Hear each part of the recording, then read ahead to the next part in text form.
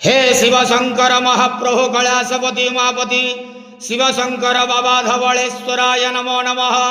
दीपं यदि परं ब्रह्म दीपं यदि जनार्दनः दीपहरत मे पाप पूजा दीप नमस्तुते।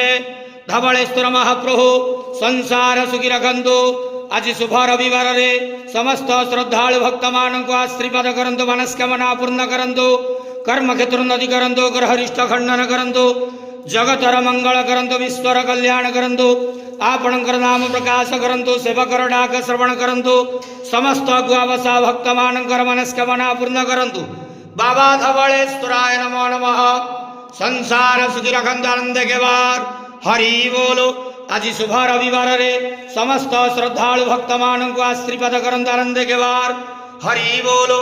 हर हर महादेव शिव शंभो। बाबा धवलेश्वराय नमः। बाबा धवलेश्वराय नमो। दंत अग्रे पृथ्वी धारण करी